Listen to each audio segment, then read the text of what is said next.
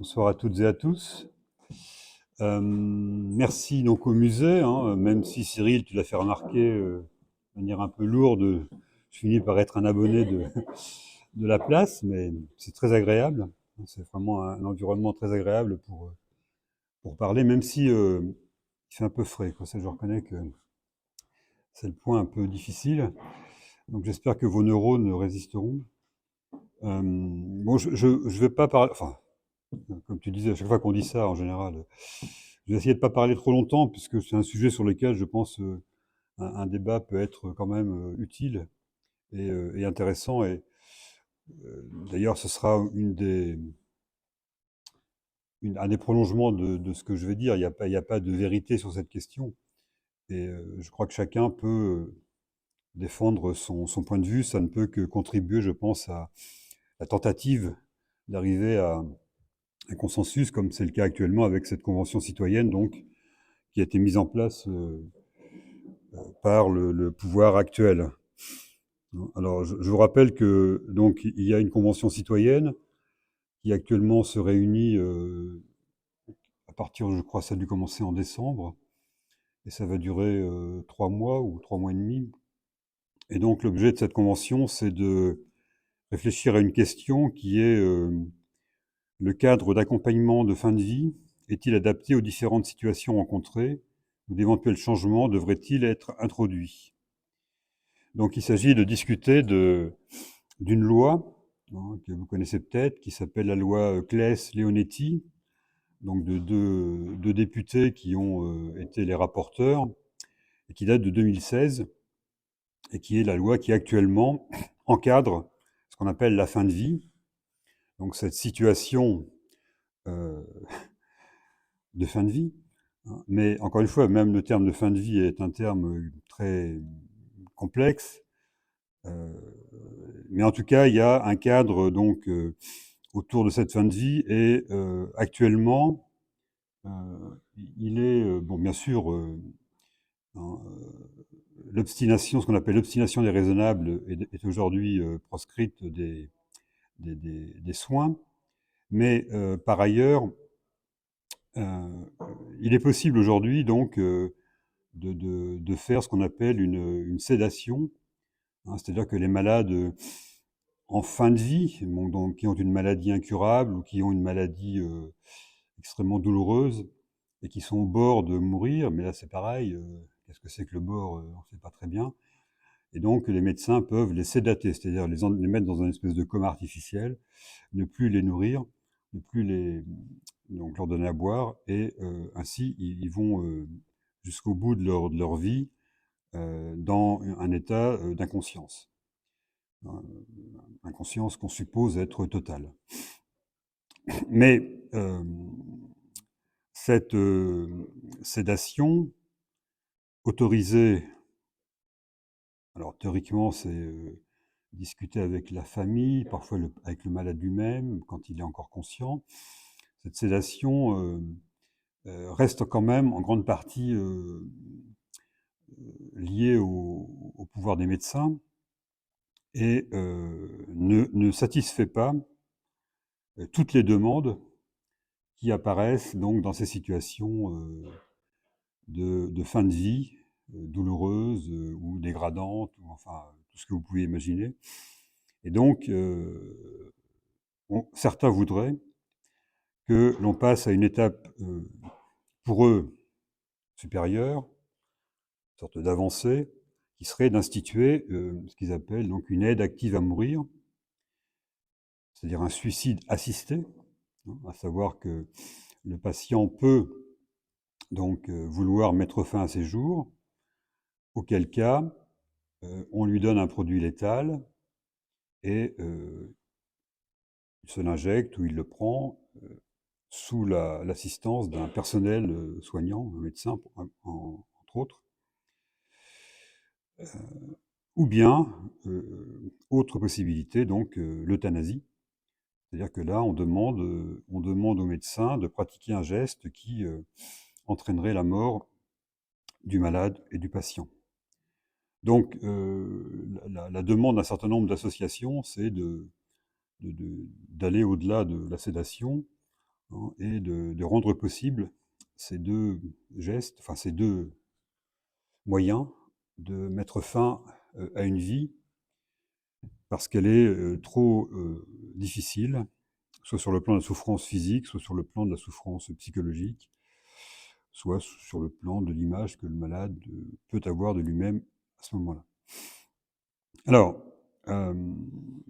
c'est autour de ces thèmes que je vais, esquisser un petit parcours, petite approche philosophique, hem, en partant de l'exposition, hein, qui a été, organisée au musée. Donc cette exposition qui s'intitule «Prendre soin». Alors ce titre peut paraître, un peu banal, hein, après tout prendre soin, oui, bah, OK, et on aurait tout simplement pu l'intituler, «Soigner», hein. Donc il faut simplement avoir en tête que, et je pense que c'est, tout à fait dans la tête de ceux qui l'ont organisé, que le concept de prendre soin, a, un sens, particulier. Hein, c'est pas simplement, enfin, bien sûr, on peut l'entendre au sens courant, hein, voilà, tiens, je pars en vacances, prends soin de mes plantes, pas de problème. Mais, prendre soin, c'est une sorte de mouvement, de mouvement intellectuel et philosophique. En fait, c'est la traduction, prendre soin, c'est la tentative de traduire un mot anglais qui est le verbe care, hein, C-A-R-E, to care, euh, on a du mal à transcrire en français, parce qu'en anglais, il se distingue d'un autre mot qui est assez proche, qui est le verbe cure, donc qui en français donne la cure, qui donne la médecine curative, etc.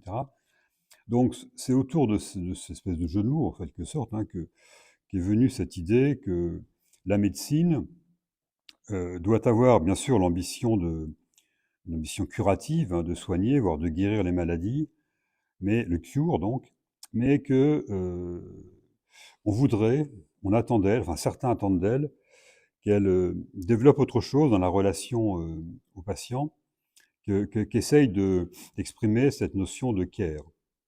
Et donc l'expression prendre soin, et dans la tête, encore une fois, des organisateurs de l'expo, je pense que c'était parfaitement clair. L'expression prendre soin, donc, est une tentative d'exprimer en français ce que porte le terme anglais. Alors, pour ça que je vais d'abord essayer d'expliciter cette signification, si vous voulez, qui ne saute pas aux yeux, hein, dans la langue française. Alors, donc, dans le musée, là, je ne sais pas si vous avez eu le temps de faire un tour, hein, dans le musée, il est vrai que ce qu'on voit surtout, ce sont des images du cure. Ce sont des images d'une médecine, comment dire, d'une médecine offensive à l'égard du corps, d'une médecine qui intervient, qui manipule, qui euh, opère, hein, dissèque, etc., les corps. Et c'est évident que cette exposition est placée sous la figure tutélaire de notre grand savant mondialement, même cosmologiquement connu, hein, Louis Pasteur.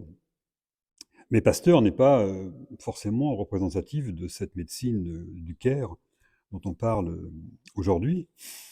Euh, c'est bien sûr sans doute un des représentants de la médecine moderne, mais c'est précisément cette médecine moderne, extrêmement technique, extrêmement instrumentale, que prendre soin vient bousculer, si vous voulez. Alors, donc, qu'est-ce que c'est que le prendre soin? euh, Qu'est-ce que c'est que le care? Ça renvoie, ça renvoie à quelque chose. Alors, bon, la médecine curative, hein, c'est une médecine qui s'occupe du corps, qui soigne le corps, qui le, voilà, qui le triture, qui l'explore, etc., etc. Mais Le care renvoie à quelque chose qui ne se joue pas seulement sur les corps, mais qui met en question ou qui interroge la relation entre les corps.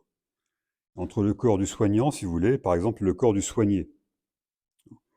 Prendre soin, c'est bien sûr quelque chose qui concerne le corps, mais qui ne relève pas que du corps. Alors pourquoi? Parce que les relations entre les corps, alors c'est pas simplement dans l'hôpital, mais les relations entre les corps chez les êtres humains, à la différence des relations entre les corps chez les bêtes, ne relèvent pas que du corps. C'est-à-dire que quand deux animaux se croisent, leur comportement, il est la conséquence quasiment directe de ce qu'est leur corps. Voilà. Je sais pas, dire le comportement sexuel chez les bêtes, il est provoqué par certaines odeurs de la femelle qui excitent le mâle, etc. Et donc, l'étude des corps, si vous voulez, suffit à comprendre, enfin en grande partie, les relations qui se mettent en place entre des bêtes. Or, évidemment, ça n'est pas tout à fait la même chose, enfin je suppose, hein, chez les êtres humains. Même si parfois, c'est certain, on peut se dire, bon, d'accord. Donc ça veut dire que le corps de l'homme, le corps de l'homme malade, eh bien, c'est pas simplement un ensemble d'organes. Et comme l'avait dit la semaine dernière Patrick, hein, ce corps, donc, n'est pas... Alors, il y a deux choses. D'abord, le corps n'est pas simplement celui qu'on voit. C'est pas simplement celui qui apparaît dans la visibilité, parce qu'il a, et là, on est toujours dans la médecine traditionnelle, il a une intériorité, des organes, des tissus, des humeurs, des fluides, comme on disait autrefois. Et toute cette intériorité physique, cette intériorité corporelle du corps, elle est l'objet de la médecine moderne. La médecine moderne a investi le corps, elle l'a pénétré, elle l'a étudié et elle l'étudie encore dans tous les sens. Mais ce que le prendre soin demande, ou ce que vise le prendre soin, c'est de ne jamais oublier que le corps humain, hein, est aussi et d'abord l'expression de ce que les philosophes appellent un être au monde. C'est-à-dire que, à travers la façon dont notre corps apparaît devant les autres, eh bien, se déploie en même temps notre histoire, notre passé, notre éducation, nos rencontres, tout simplement dans nos postures, dans nos gestes, hein, dans le mouvement de nos mains, etc., etc. Donc toute cette gymnastique, pourrait-on dire, au sens étymologique, toute cette gymnastique, elle est l'expression d'une dimension qui passe par le corps, mais qui ne vient pas que du corps. Et cette expression de notre histoire, de notre subjectivité, etc., alors bien sûr, elle renvoie à notre individu et aux racines de son être personnel, mais évidemment, cette expression, elle est aussi le résultat d'une histoire alors, collective, d'une culture, d'une société, d'une civilisation, etc., d'un temps historique. Bref, si vous voulez, les corps humains ne sont pas que des corps. Voilà. Ils incarnent des existences. Ils incarnent des individus qui sont pris dans une temporalité spécifique et qui, donc, devraient être également cette temporalité spécifique, cette individualité spécifique, qui demande à être entendue, qui demande à être vue, qui demande à être comprise dans la relation de soins. Alors, si vous voulez, la médecine actuelle, elle nous donne une image du corps extrêmement précise, hein, extrêmement fine, puisque je vous l'ai dit, on le dissèque, on le microscopise, etc. Donc on pénètre dans ces parties, on le décompose. Hein, il y a beaucoup de spécialités médicales qui sont toutes des spécialités ultra spécialisées. Hein, voilà. Une petite anecdote, hein. Ma femme doit se faire opérer du pied, et donc elle a un problème sur le gros orteil. Donc elle est allée voir un spécialiste du pied à Paris, qui lui a dit: ah non, le gros orteil, c'est pas moi, il faut que vous alliez voir un spécialiste de l'avant-pied. Bon, donc elle va aller voir un spécialiste de l'avant-pied en espérant qu'il n'y ait pas un spécialiste de l'avant-avant-pied, hein, ou que du gros orteil, voilà. Alors, enfin bon, c'est très bien, hein, c'est dire que on a confiance dans le spécialiste du gros orteil quand on a mal au gros orteil. Non, je vais un peu blaguer sur la médecine, mais j'ai beaucoup de respect, hein, pour la médecine. Il ne faudrait pas que vous croyiez que je suis en train de dénoncer le médecin. Alors, donc, soigner, aujourd'hui, c'est ça, c'est pénétrer le corps dans ce qu'il a de plus intime, de plus précis.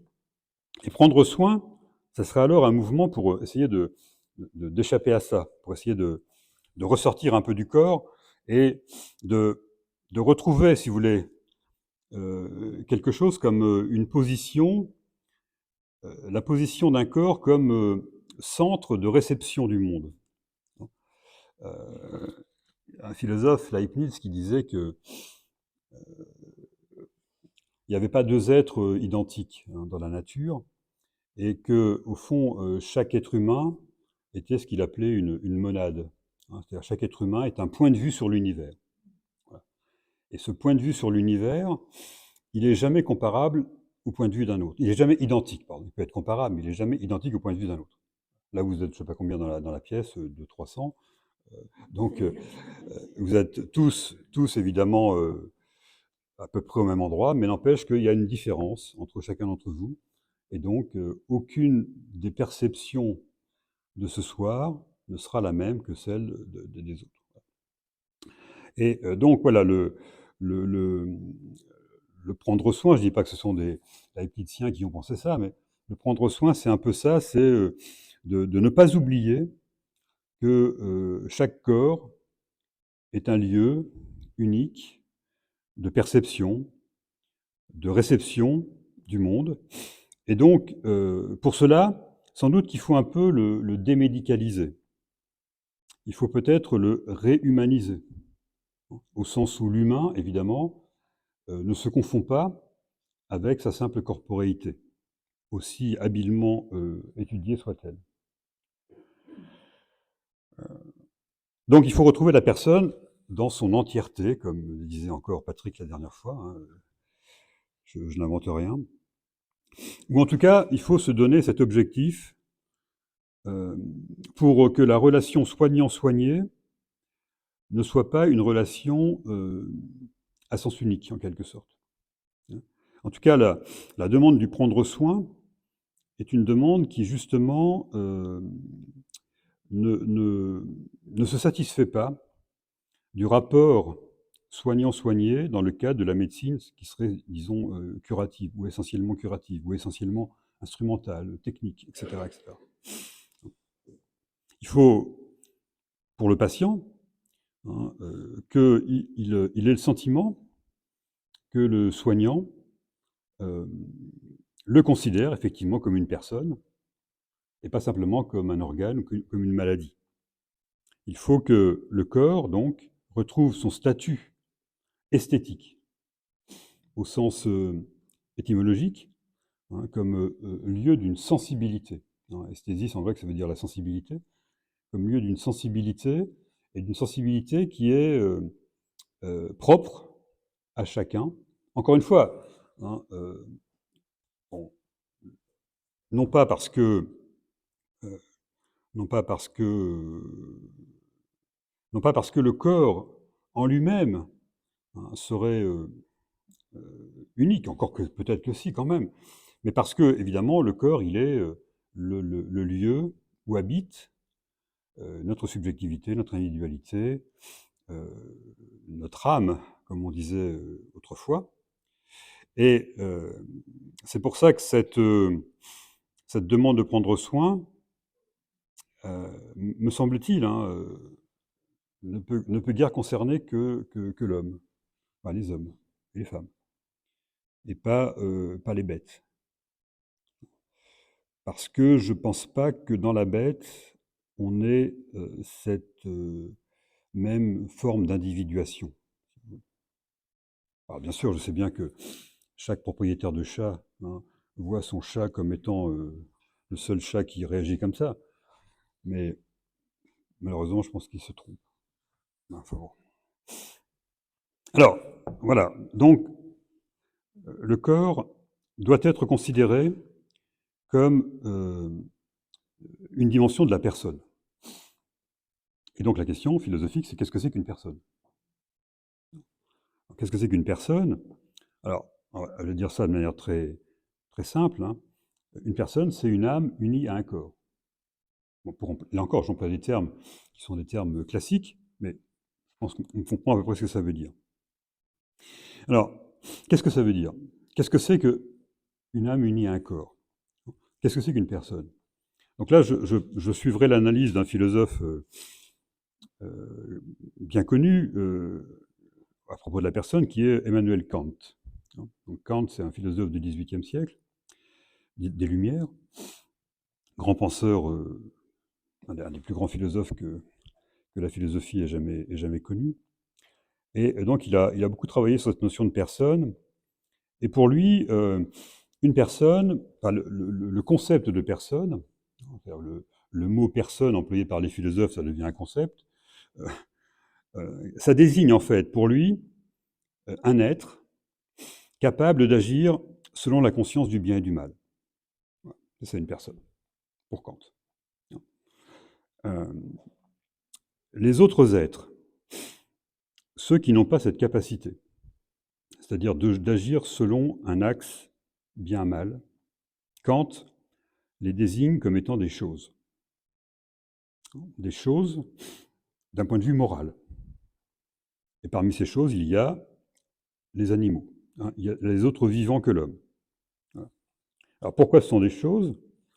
Parce que pour Kant, les autres êtres que les personnes sont des êtres qui sont en quelque sorte incapables, alors je vais dire des choses un peu techniques, mais qui sont incapables de se donner leur propre fin. C'est-à-dire qu'ils sont incapables, avant d'agir, de se représenter leurs actions, et surtout, ils sont incapables de juger cette action selon les critères du bien et du mal. Bon. Certes, une chose peut avoir des buts. C'est évident qu'un chat qui court après une souris, il a un but. Il est évident qu'un arbre qui pousse, on pourrait dire qu'il a un but, hein, porter des fruits, etc. Mais ces buts, d'abord, dit Kant, l'être chose ne se les est pas donnés à lui-même. Il les a reçus. Ils sont en lui, en son être, en sa substance. Alors que l'être humain, lui, est capable de produire, si vous voulez, ses propres buts librement. Voilà. Et donc, la chose, même si elle a un but, elle ne sait pas pourquoi elle a ce but plutôt qu'un autre, et elle ne peut pas considérer ce but en termes de bien et de mal. En conséquence, pour Kant, cette chose, elle peut avoir le statut de simple moyen au service des autres êtres, et en particulier des êtres qui sont des personnes. C'est-à-dire que quand vous imposez à un animal un but, par exemple vous imposez à un cheval de tirer la charrue, eh bien, vous lui imposez une fin qu'il ne sait pas donner, mais c'est pas grave, parce que de toute façon, brouter de l'herbe, c'est aussi une fin qu'il ne sait pas donner, parce que c'est une chose. Voilà. Comme quand vous déviez la rivière pour faire un barrage, vous la déviez, mais c'est pas grave, parce que vous ne portez pas atteinte à l'être de la rivière qui n'a pas de but en elle-même. Alors, je sais bien qu'aujourd'hui, ça c'est très discuté, hein. C'est très discuté. Mais c'est compliqué de discuter cette thèse. C'est pour ça que je la maintiens un petit peu. Alors, et donc ça veut dire évidemment que dans cette logique-là, la nature, tout entière, est une chose. Est une chose que l'homme, puisque l'homme est une personne, peut utiliser, lui, à ses propres fins, aux fins qu'il s'est données. Alors, évidemment, ça ne veut pas dire que l'homme peut faire ce qu'il veut de la nature, puisque après il peut réfléchir et considérer que c'est pas bien de détourner la rivière, etc., etc. Mais c'est lui qui continue à donner les buts à la nature. Donc la personne, au sens de Kant, au sens moral, et je pense au sens où confusément tous nous le pensons, la personne, c'est cet être capable de ressaisir sa vie dans la pensée, dans une représentation mentale. Je vis quelque chose, ensuite je me le présente à nouveau dans mon esprit, et de faire de cette représentation un projet, une expérience propre, l'objet de sa volonté, de ses choix. Et donc, dit Kant, alors, ce qui serait immoral, c'est justement d'imposer à une personne quelque chose, une vie qu'elle n'aurait pas voulu librement. Donc, un être humain, tout être humain, doit être traité comme une personne et jamais comme une simple chose. Ça, c'est un point. Alors, dit aujourd'hui, ça paraît assez banal, mais c'est un élément important de la pensée du XVIIIe siècle, puisque ça permet ensuite d'avoir des arguments contre l'esclavage, etc., etc. Des arguments philosophiques contre l'esclavage, etc., etc. Donc ça, c'est un des principes de l'humanisme moderne. Tout être humain a le statut moral de personne, comme n'importe quel autre être humain, et c'est ce qui fonde ce que Kant appelle la dignité humaine. C'est ça qui fait notre dignité. Dignité, donc, dont les choses, les êtres choses, sont privés. Alors, bon.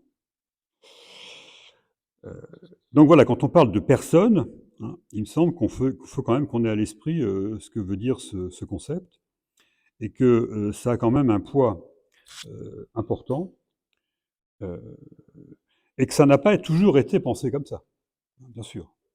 Et que peut-être encore aujourd'hui, certains ont du mal à accorder la dignité de personne à tous les êtres humains. Ce qui donne des choses un peu bizarres, c'est que parfois on peut trouver qu'on va accorder plus de valeur morale à notre animal de compagnie qu'à une personne humaine. Ce qui, d'un point de vue kantien, est totalement absurde. Alors, le problème, donc, c'est que cet être-là qui est la personne morale, par sa liberté, sa volonté libre, c'est aussi un corps, évidemment. C'est aussi un corps qui, lui, relève en partie de la nature chose, si vous voulez. Alors le corps, bien sûr, est corps de la personne, mais il peut arriver que la corporéité masque, étouffe la personnalité. Par exemple, quel statut moral on accorde à un embryon de quelques heures? Voilà. Est-ce que c'est une personne? Alors si oui, où est sa volonté libre? Quel statut moral on accorde à un malade plongé dans un coma irréversible? Quel statut Kant accorderait-il à l'avortement? Ce qui ne va pas de soi non plus. Est-ce qu'on peut condamner quelqu'un pour l'usage qu'il fait librement de son corps? Par exemple dans la prostitution. Ce sont des questions qui ne sont pas réglées. Alors en tout cas, le risque, c'est de détacher le corps de la personne. Et le rapport au corps peut devenir un rapport, en philosophie, on appelle objectal. C'est-à-dire que on sépare arbitrairement le corps de la personne ou de l'âme, comme je disais tout à l'heure, et on le voit comme un objet. Ou en tout cas, on pense que sa dimension corporelle peut contaminer sa liberté de personne. Euh, je pense que c'est toute l'histoire des femmes. Hein. Enfin, on a pendant très longtemps considéré la femme comme un humain un peu moins humain que l'homme, hein, parce qu'elle avait un corps qui précisément contrariait, hein, sa possibilité d'atteindre à cette magnifique situation de liberté morale. Donc, le sexe féminin, et le sexe c'est bien du corps, le sexe féminin a longtemps été pensé comme un obstacle pour la femme à atteindre une pleine et entière personnalité.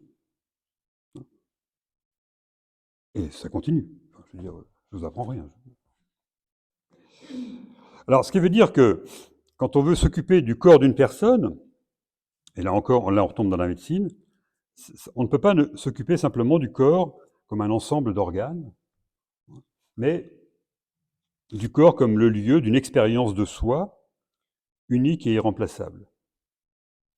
La médecine occidentale, et là, dans cette exposition, on fait démarrer l'expo à la Renaissance. Ça n'a pas toujours été comme ça, mais la médecine occidentale, ce qui n'est pas le cas peut-être de la médecine orientale d'ailleurs, ou d'autres médecines, hein, elle est portée par son histoire récente à s'arrêter au corps, et donc à ne pas voir suffisamment la personne dont le corps est la pointe visible. Évidemment, il suffit de voir le peu de place laissée dans les études à la question des relations avec les patients ou à la question justement du rapport à la mort telle qu'elle est vécue par les individus. Donc cette médecine, elle est d'abord effectivement curative. Elle a d'abord été, peut-être qu'il y a des choses qui mutent, et elle a été sans doute trop peu attentive à l'autre dimension du soin, ce que les anglo-saxons donc l'homme le care, hein, le prendre soin. Alors, c'est donc cette pratique médicale centrée sur l'autorité du médecin savant, du médecin savant qui a le logos, qui a la parole, et sur le silence du patient ignorant, qui est remise en question depuis les années 1980, à travers cette demande de prendre soin qui vient des États-Unis.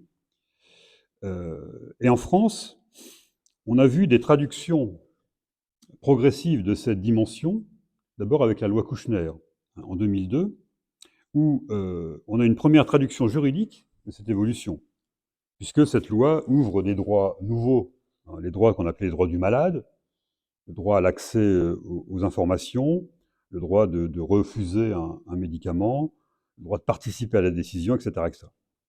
On voit donc bien qu'il y a un désir de rééquilibrer, pour autant que ce soit possible, la relation entre le médecin et le malade, et de redonner au malade une forme d'émancipation vis-à-vis du pouvoir médical, ce qui implique évidemment de la part du médecin qu'il reconsidère sa position dans la relation, qu'il accepte de partager davantage avec le patient,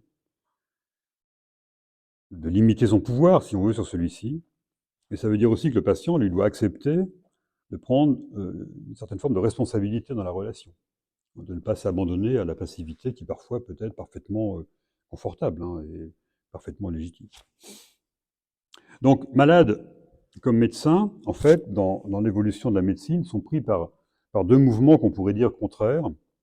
D'un côté, évidemment, la médecine, vous le savez, se technicise de plus en plus. Le corps est donc analysé par des machines ultra performantes qui donnent une connaissance de son fonctionnement sans égal et qui, évidemment, l'objective, obligatoirement. Au sens où, évidemment, le malade ne se reconnaît pas vraiment dans le corps connu. Le corps connu n'a plus rien à voir avec le corps vécu. Quand vous voyez votre squelette à travers des radios extraordinaires, vous dites c'est moi. Bon, moi j'ai un peu de mal, mais pourtant c'est vous. Et d'un autre côté, le malade, donc sans doute peut-être pour résister à cette objectivation, attend du médecin une prise en compte de sa personnalité, de sa subjectivité. Mais cette prise en compte, le médecin ne peut pas y accéder à travers les outils qui sont les siens.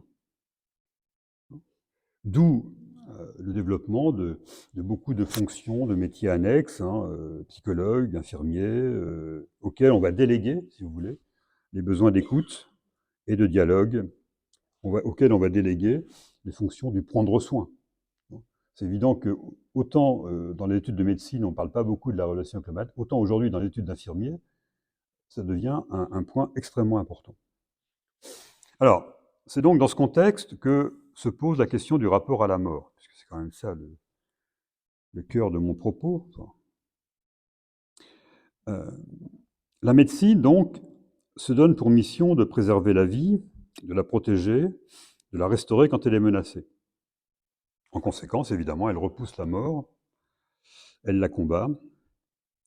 Et une formule qu'on entend souvent, enfin qu'on entend quand un malade décède, c'est il n'y avait plus rien à faire, ou on n'a rien pu faire. Voilà. La mort apparaît donc comme l'échec du faire médical.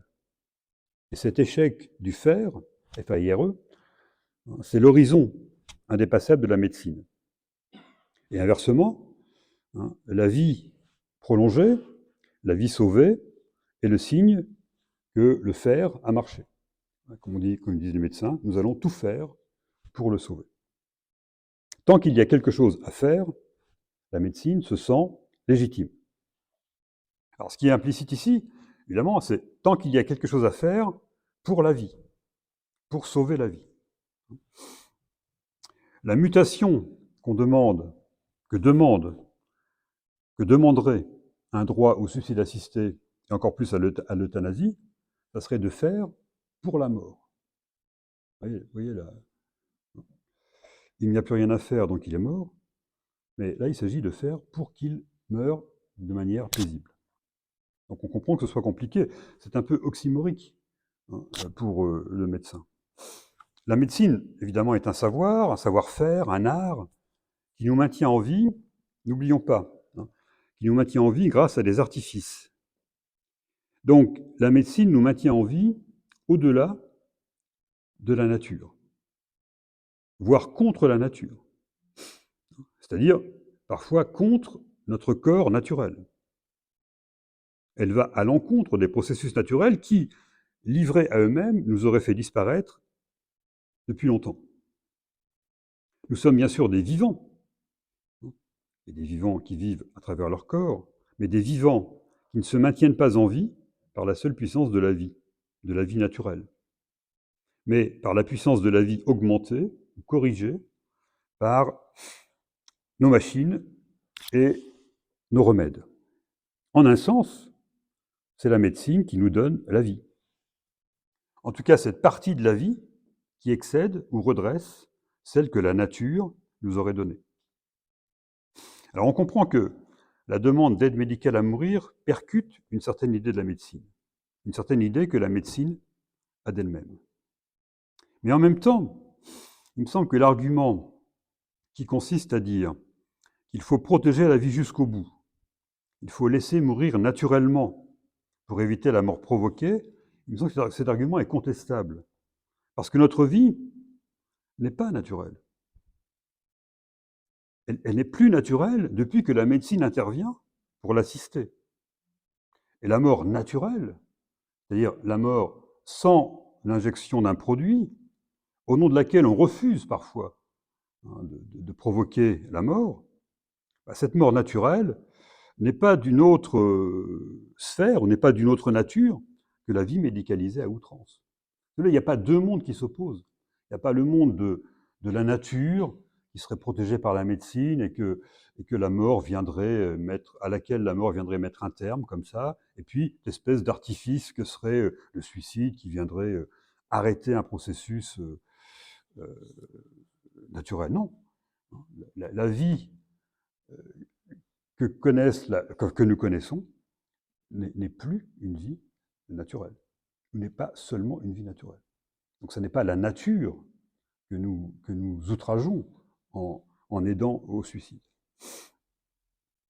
Donc la demande d'aide à mourir, en tant que soin, s'adresse évidemment à la médecine, donc soit en demandant que le médecin fournisse au malade les moyens de sa mort, soit en demandant que le médecin lui-même fasse le geste qui entraînera le décès du malade. Donc voilà, suicide assisté, euthanasie, telles seraient les modalités d'une aide à mourir, d'une aide active à mourir, qui va plus loin, effectivement, en beaucoup de sens, que l'arrêt des traitements ou la sédation, donc, qui est autorisé par la loi de 2016. Alors évidemment, on sait que d'autres pays, aujourd'hui, en Europe en particulier, autorisent ce type d'action. Les plus connus, c'est la Belgique qui autorise l'euthanasie, la Suisse qui autorise, elle, le suicide assisté. Et cette demande reste, encore une fois, d'abord perçue comme une réaction à la mainmise de la médecine sur le cours de nos vies, et donc de nos morts.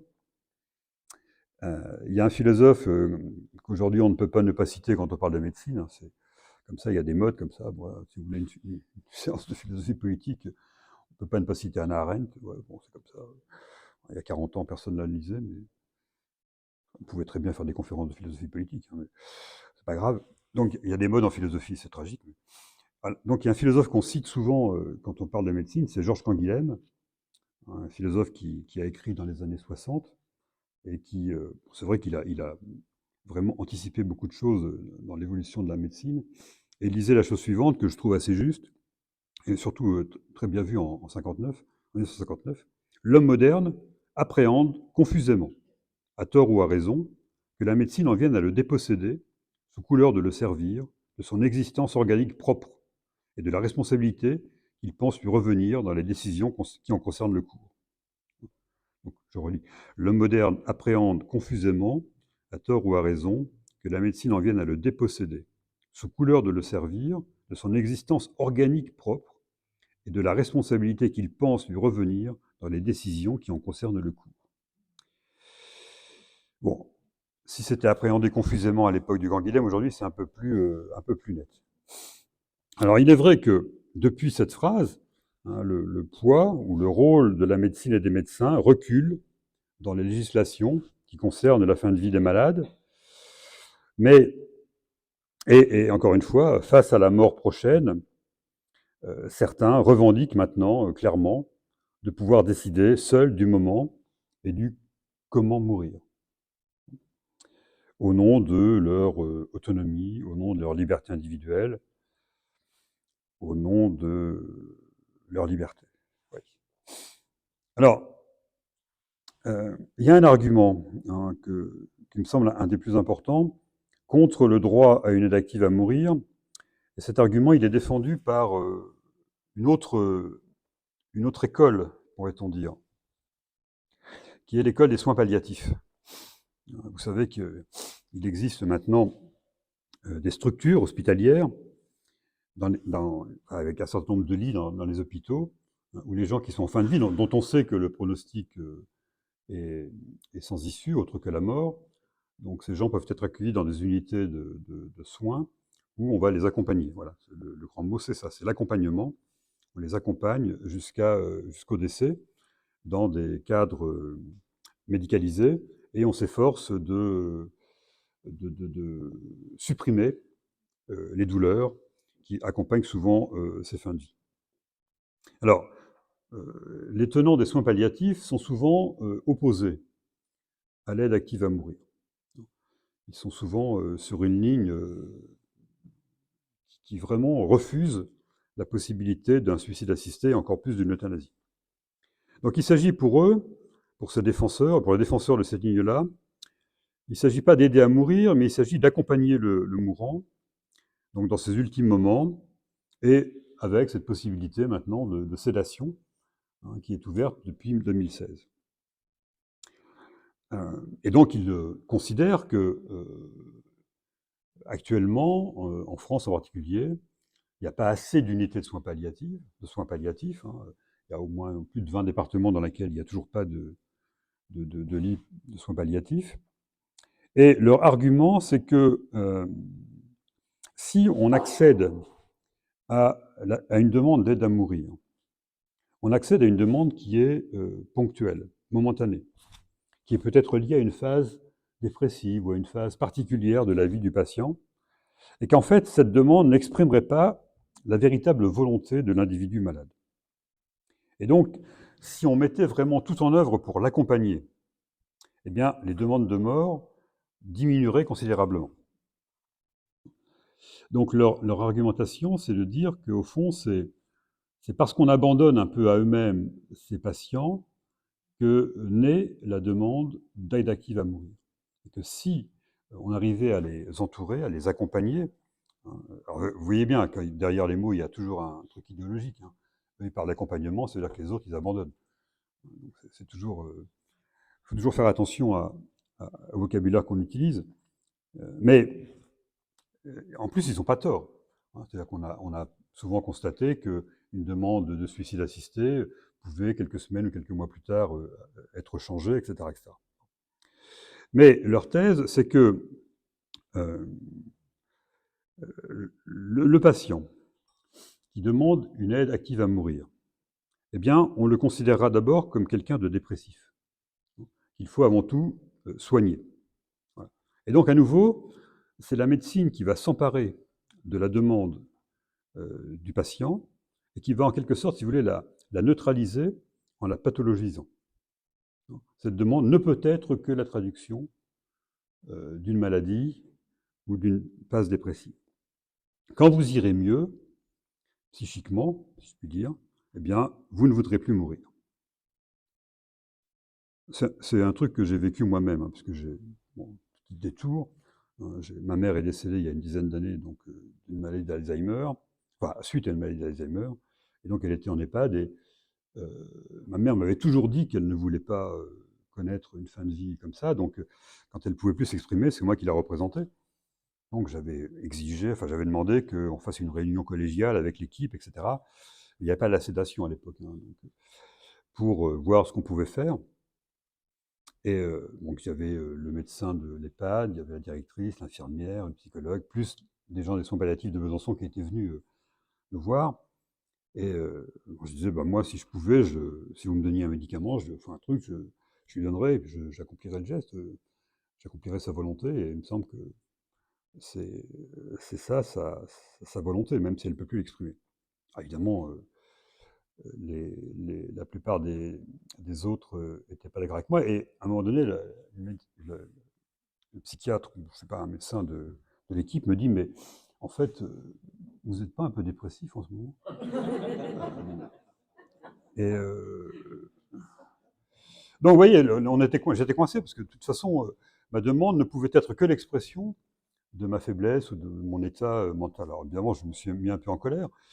Je lui ai dit, mais écoutez, voilà, vous n'êtes pas médecin ici, je ne suis pas un malade, on est des êtres humains en train de discuter de quelque chose de fondamental. Bon, ça n'a pas marché. Alors, ils ont quand même accepté d'arrêter tous les traitements qu'elle avait, donc bon, ce qui fait que quand même l'agonie a été plus courte, je pense, que si ils avaient continué à...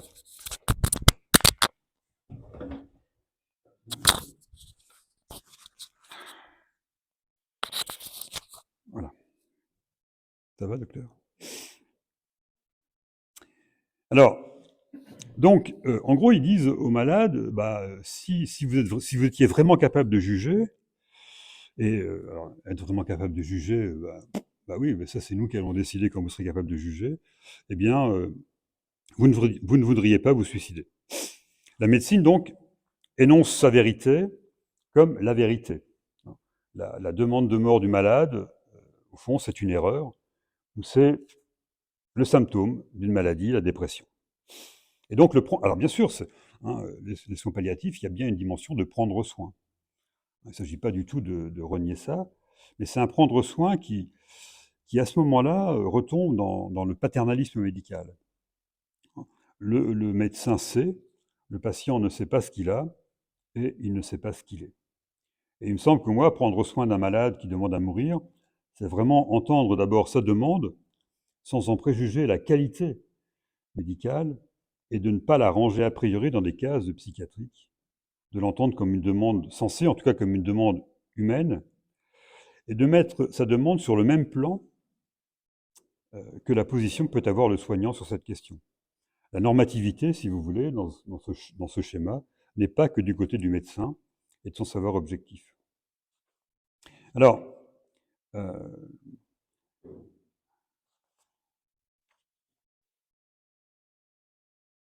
donc, dans une société laïcisée, comme est la nôtre, nous pensons que personne, enfin, un des principes de notre société laïque, c'est que personne ne peut nous imposer ses valeurs.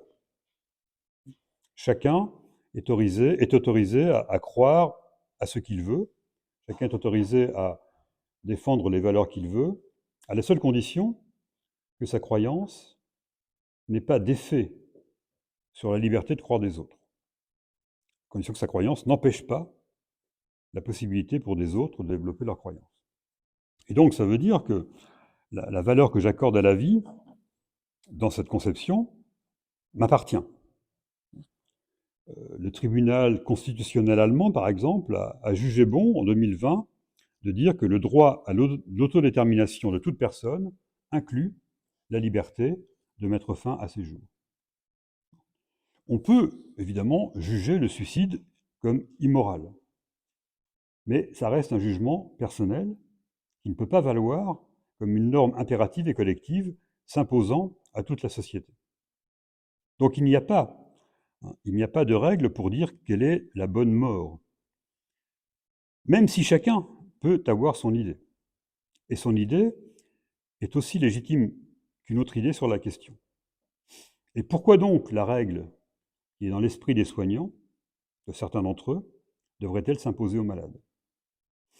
Donc la loi, si loi il y a, sur l'aide active à mourir, si elle est élaborée, ne nous dira pas comment mourir, comment nous devons tous mourir, mais devrait permettre à celles et à ceux qui le veulent, pour différentes raisons, de le faire dans des conditions qu'ils auront choisies. Le médecin, dans ce domaine, n'est pas plus prescripteur que n'importe quel autre citoyen. Alors évidemment, il est concerné directement s'il doit intervenir. Donc il est clair qu'une loi devrait préciser le rôle du médecin et du soignant qui serait appelé à agir dans l'acte d'aide à mourir. Et on peut supposer bien sûr qu'une clause de conscience soit garantie et qu'aucun soignant n'ait à accomplir un geste que sa morale personnelle réprouve. Mais si on raisonne dans les termes du prendre soin, il faut accepter que la demande d'un malade soit entendue comme la demande d'un citoyen qui exige que ses droits et ses libertés soient reconnus et respectés.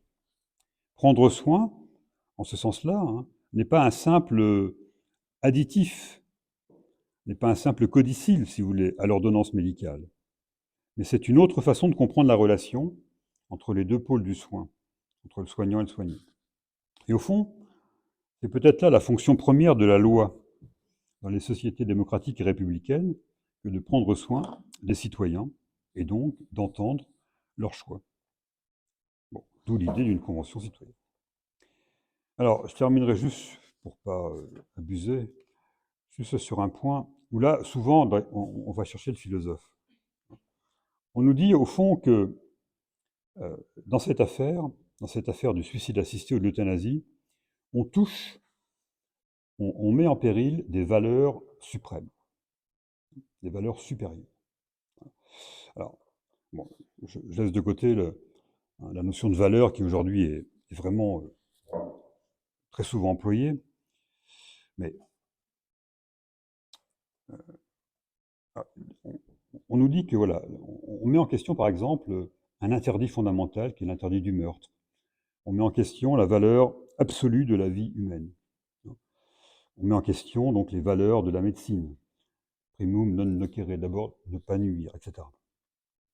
Et donc, cette argumentation, elle présuppose donc qu'il y aurait des valeurs universelles, absolues. Valeurs universelles absolues qui accompagneraient donc des interdits aussi universels de les transgresser. On les connaît, on en connaît certaines, tu ne tueras point, tu ne commettras pas l'adultère, etc., etc. Alors, de ce point de vue, Le philosophe a peut-être appris un peu la modestie. Il a appris à relativiser. D'abord, il a compris peut-être qu'aucun jugement humain ne pouvait prétendre à l'absolu, pas plus qu'aucune valeur. C'est-à-dire, quand on lit Tu ne commettras pas l'adultère, bon, pas de mal à se convaincre que c'est quand même pas une valeur absolue. Bon. Alors le philosophe a plusieurs possibilités. Soit il abandonne la philosophie et il devient théologien, et il cherche un absolu dans une transcendance, dans un discours divin, mais c'est pas garanti non plus, parce que après on lui dira, mais c'est ton interprétation de l'absolu.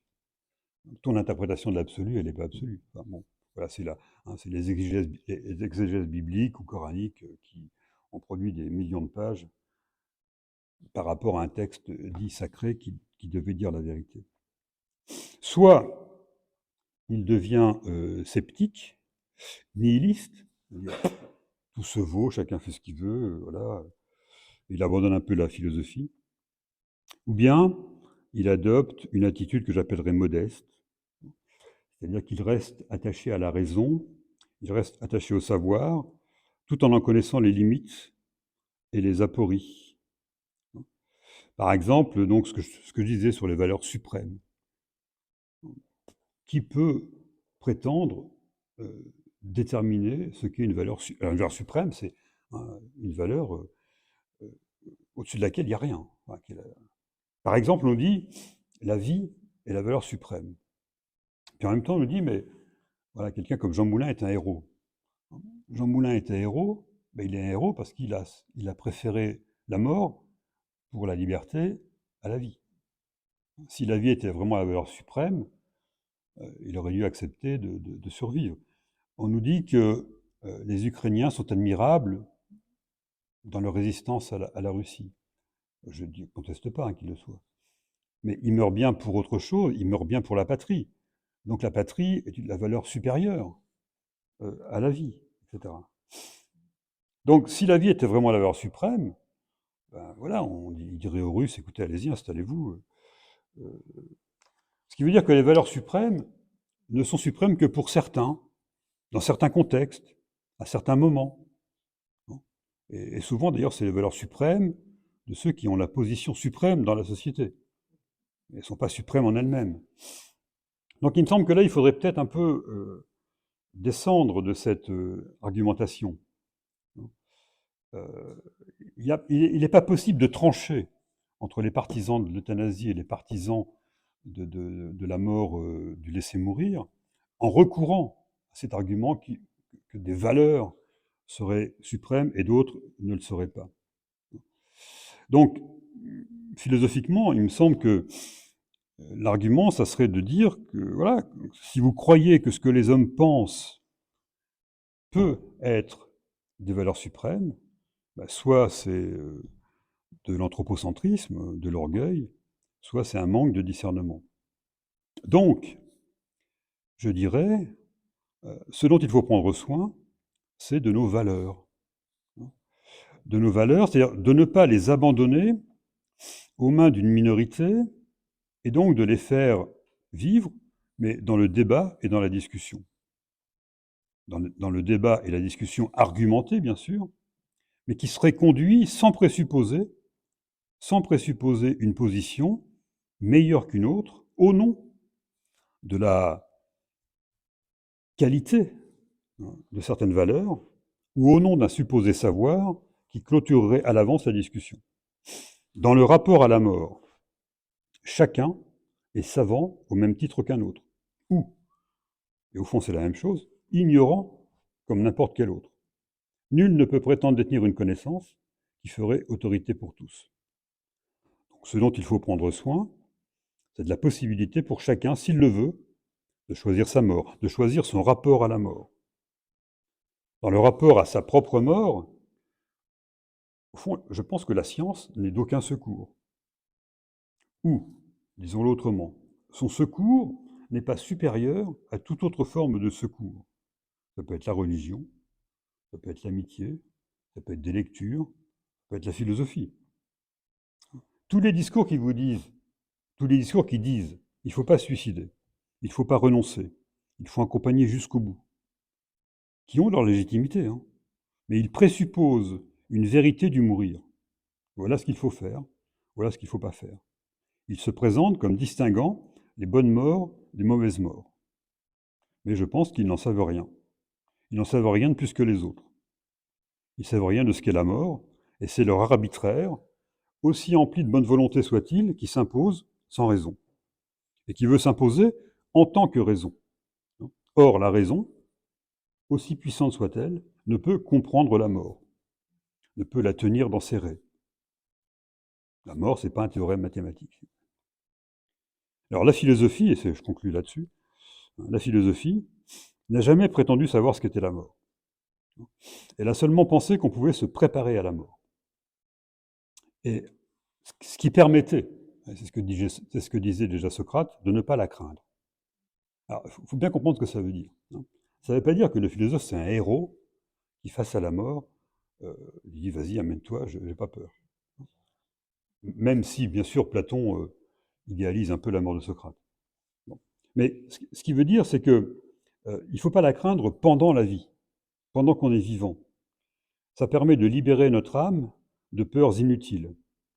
Savoir, et donc, de ce point de vue que je tire de Socrate, si on savait que l'on peut nous aider à mourir, si notre vie devenait insupportable, eh bien, si on savait cela, ce serait probablement une pensée libératrice, et donc qui serait favorable à l'expression de la vie. Voilà, je vous remercie de votre attention, et je vous laisse.